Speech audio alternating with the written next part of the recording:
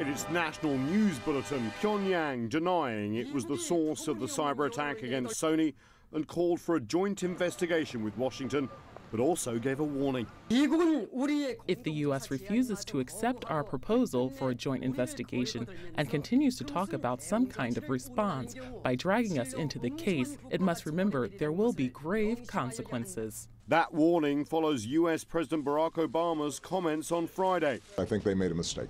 In which he criticized Sony's decision not to release the film. He also threatened a proportional response to the DPRK at an unspecified time. Sony Pictures, meanwhile, is rejecting criticism from the US president and Hollywood that the company caved into cyber terrorism.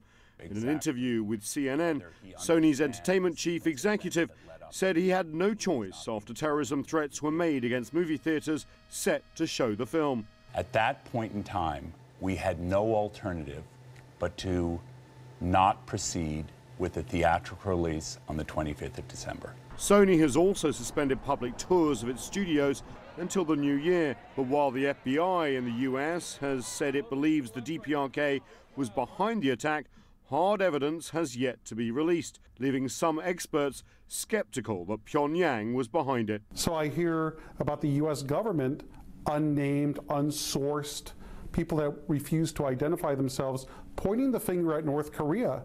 And I'm skeptical. I want to see the evidence. I think they should be transparent.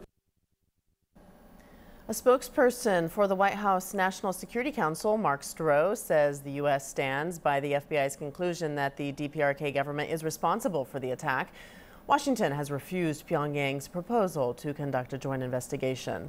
Stroh said if the DPRK's government wants to help, they can admit their culpability and compensate Sony for the damages this attack caused.